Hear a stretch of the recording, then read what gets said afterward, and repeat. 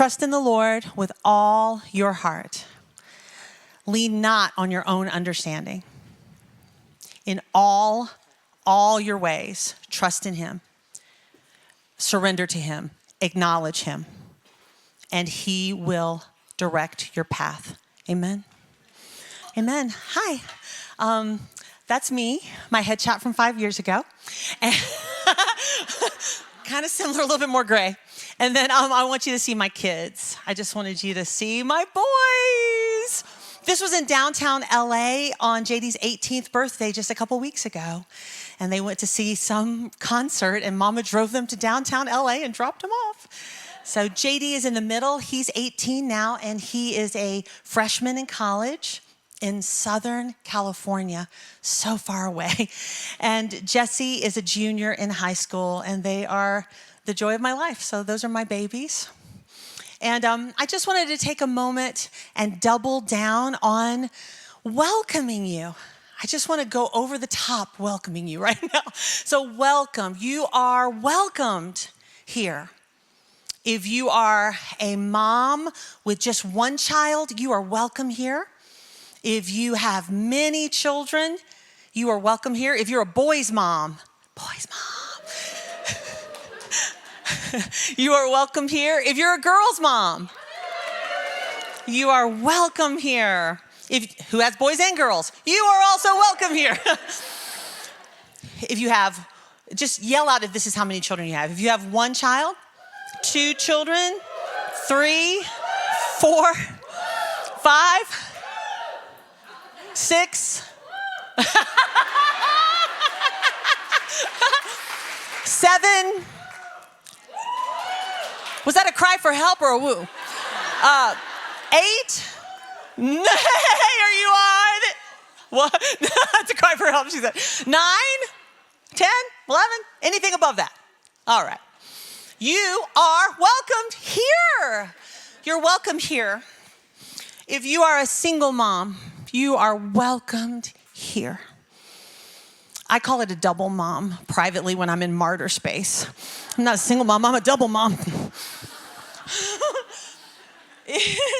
If you're married, if you're single, if you're divorced, if you're a stepmom, you are welcomed here.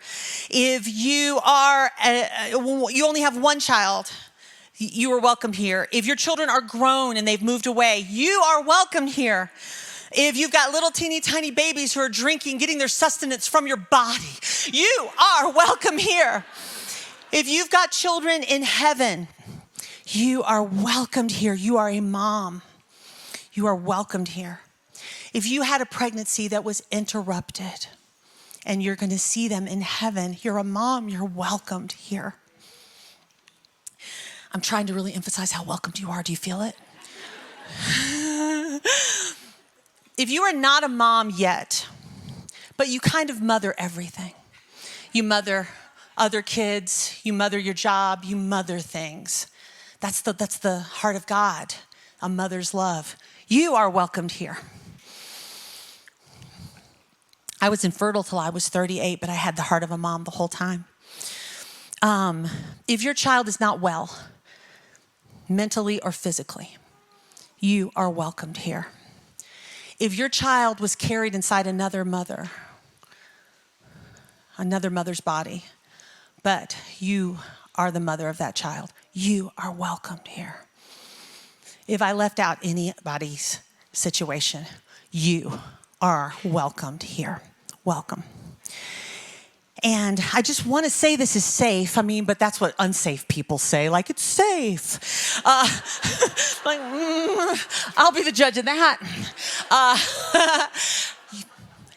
We want this to be a safe place for curiosity and exploration and just open-heartedness. And I have prayed for you specifically that in the still, quiet moments, God would speak to you because he really does move and heal in safety, I have found. Okay, so checking the time. All right. So I wanted to talk to you about grit. Grit this is the definition of grit: firmness of mind or spirit, unyielding courage in the face of hardship or danger. Grit is firmness of mind or spirit, unyielding courage in the face of hardship or danger. When you're thinking about being a mom, nobody ever says, oh, you're going to be a mom. You're going to need grit. Lots of grit. No one ever says the word grit like, oh, congratulations. You're going to have grit. First kind of grit you need is just to do it all. You just have to have grit to get up every day and do it again. Like Jesse's like, I got to go to work at 3. I don't have clean clothes. I'm like, on it. I need food. On it. I have a college student. Can you send me money? On it. I will get up. I will make the food. I will do the things. I will wash the clothes. I will do it again. I will stay up. I will do it one more time. I will do it year after year. I will stay.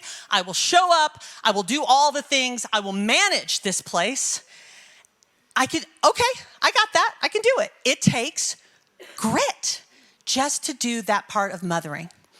Can I just get an amen if anyone agrees with that? Amen. That's the first kind of grit you need to be a mom. The second kind of grit is you kind of have to be a psychologist. Like, what's wrong? Why are you crying? Why did you hit your brother? What's going on? Why did she slam that door? Why? What's happening now? You like who? And she likes who? And what's going on? And what's happening now? And like, I used to do this psychologist thing. I'd be like, oh, you're mad at your brother. You're really angry. Okay, and because he made you feel what? Okay, can I tell him? Okay. I go to the other room. Well, you made him feel like that when you said this. Oh, and this is why you said it? Oh, and you're sorry you made him hurt. Can I tell him that? Okay. Hey, I got word from JD. He's sorry. And until finally I would get them together. It's like some magical, gritty psychologist mom. Because it takes grit to just love them and care about them and care about their souls. And I was so tired the other night, and Jesse was pouring out his heart. And I was like, I can't do it, Lord. And I'm like, give me strength. And I just went, tell me more. I'll sleep later. It takes grit. And then finally, and this is the grit of today, I think. It takes grit to do the internal work of being a daughter of God and saying, I trust you, God, with this. When my son left for college, it took grit and a lot of crying and yelling at God to say, I miss him. I'm going to die if he's not in this house. I love him. Why'd you take him? Why is he at college? Why'd you give me a son so he can move away? I will trust you that you will keep my son. You have your hand on him. I trust you. That takes grit. To be honest with God and honest with yourself about what you're feeling about things. Feelings are indicator lights on a dashboard. They don't drive the car, but they tell you what you need to do. So when you feel anything, sadness, anger, fear, shame, disgust, when you feel gratitude, hope, peace, love, tenderness, these things lead us to God. Emotions is what you do in this gritty space, this mystery gritty space of becoming a daughter and acting like one, speaking like a daughter of God. This gritty space, the third space, which is about you. And ultimately, when you do the work of trusting God and figuring out, why don't I trust God? Or what does it feel like to trust God? Or what does it sound like to trust God? That when you do this work, it affects all of the other stuff. You're better. Now I can do all these other things. What I have found is that the grit to trust God, I don't have enough. And I get to the end of myself in this space and I go, I can't do this. And he says, no, you can't. But I am here and you can trust me with your children. And I said, okay. I also want to tell you it takes energy to trust. Just like it takes energy to worry. Oh my gosh, what's going to happen? We're not going to have enough money. I don't know what's going to happen when they leave. Am I going to be an old lady staring at the ground all day? That's what I said. Like, what happens when my children leave, Lord? I'm all alone. I could fear and worry about everything all day long. It takes energy. Take that energy and put it in trust.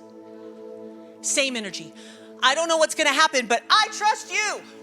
You have me, you have my kids. There's not enough money in my checking account, but I know that you are able. And I trust you, and I'm gonna wait on you to provide.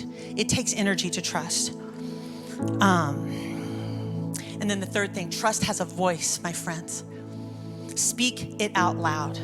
Speak it out loud. Jesus said, trust in the Lord. Speak to the mountain. Sometimes the mountain is just something inside of me. Fear, doubt, lack of trust, cares of this world. And sometimes I have to just speak out loud. I trust you even in this, God. In front of your children, we are going to trust you collectively, God, to help us with this because we don't know what to do. But you are able, and we're going to wait on you. So, welcomed one in a place of safety, an invitation today to trust.